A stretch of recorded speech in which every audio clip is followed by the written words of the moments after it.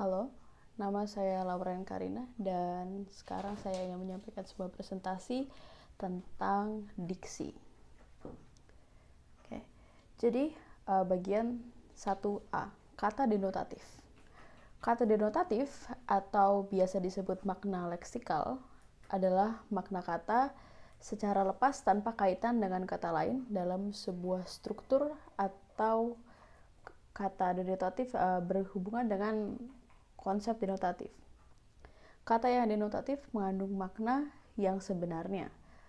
Makna kata yang sesuai dengan konsepnya sehingga disebut juga makna konseptual.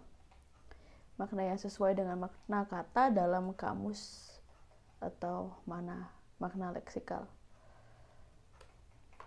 Sedangkan kata konotatif adalah kata yang berhubungan dengan konsep konotasi. Nilai rasa atau gambaran tambahan yang ada di samping denotasi disebut konotasi. Contohnya adalah pertama, toko itu dilayani gadis-gadis cantik. Kedua, toko itu dilayani dara-dara cantik. Dan toko itu dilayani perawan-perawan cantik. Kata-kata gadis, dara, dan perawan secara denotatif maknanya sama, yaitu wanita atau wanita muda yang belum kawin. Tapi secara konotatif maknanya berbeda. Gadis itu mengandung makna umum, dara mengandung makna yang bersifat puitis, perawan mengandung makna dengan asosiasi tertentu. Oke. Kemudian 2A, kata yang bersinonim dan yang berhomonim. Sinonim adalah kata yang maknanya sama atau mirip, sedangkan antonim adalah ungkapan yang maknanya kebalikan dari ungkapan yang lain. Dan berikut adalah contoh dari bentuk-bentuk sinonim dan bentuk-bentuk antonim. Selanjutnya 2B, homonim.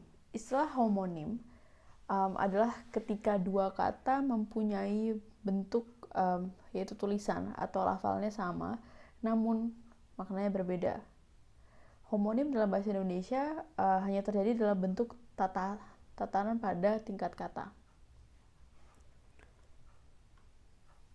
Dan kemudian ketiga, kata konkret dan kata abstrak. Kata-kata yang tergolong kata konkret adalah kata-kata yang berupa objek yang nyata, dapat dilihat, didengar, diraba, dan dirasa. Sedangkan kata abstrak adalah kata-kata yang berupa konsep. Kata-kata abstrak dalam bahasa Indonesia umumnya adalah kata-kata yang bersifat konfiks dengan peng atau an atau ke, an, dan lain-lain. Seperti perdamaian, penyesalan, kecerdasan. Oke. Keempat, kata umum dan kata khusus. Kata-kata yang umum dibedakan dari kata-kata yang khusus berdasarkan ruang lingkupnya. Makin luas ruang lingkup suatu kata, makin umum sifatnya. Sebaliknya, makin sempit ruang lingkupnya, makin khusus sifatnya. 5. Kata populer dan kata kajian. Kata-kata yang populer adalah kata-kata yang dikenal oleh masyarakat. Kata-kata yang banyak digunakan sehari-hari. Sedangkan kata kajian adalah kata-kata yang digunakan secara terbatas dalam kesempatan tertentu berupa kata atau istilah yang digunakan oleh ilmuwan dan lain-lain. Oke, itu contohnya ada di bawahnya. Sedangkan kata baku dan tidak baku. Tuturan dan tulisan resmi menggunakan kata-kata baku. Sedangkan kata-kata tidak baku itu kata-kata yang dipakai dalam percakapan sehari-hari yang belum tentu sesuai dengan aturan dan kaidah bahasa Indonesia. Oke. 7. Kata mubazir. Kata mubazir adalah kata-kata yang bersinonim atau kata-kata yang sama maknanya dengan kata sebelumnya. Jadi istilahnya kayak boros kata gitu. Sedangkan kata mirip adalah kata-kata yang tampak mirip dari segi bentuknya atau rasanya mirip dari segi maknanya. Contohnya tuh ada di bawah situ. Silakan dilihat. Oke. Nah, 8A. Pasangan idiomatis. Berdasarkan kaidah bahasa, maka dalam bahasa Indonesia terdapat pilihan kata yang merupakan kata berpasangan tetap atau ungkapan idiomatis. 9A. Syarat ketepatan diksi. Kita bahas ketepatan diksi ya. Syarat ketepatan diksi adalah sebagai berikut. Silakan dibaca. Oke, selanjutnya. Kesalahan diksi. Kesalahan diksi meliputi kesalahan kalimat yang disebabkan oleh kesalahan pemakaian kata. Berikut ini akan dikembangkan beberapa contoh penggunaan diksi yang tidak tepat penggunaan dalam kalimat. Itu contohnya, silahkan dibaca. Oke. Nah, dalam proses perkembangan bahasa, kata mengalami perubahan. Perubahan itu terjadi karena perbedaan tempat pemakaian, waktu pemakaian, dan kehendak untuk memberi makna baru. Hal tersebut akan mempengaruhi pilihan kata baik dalam penulisan maupun penuturan.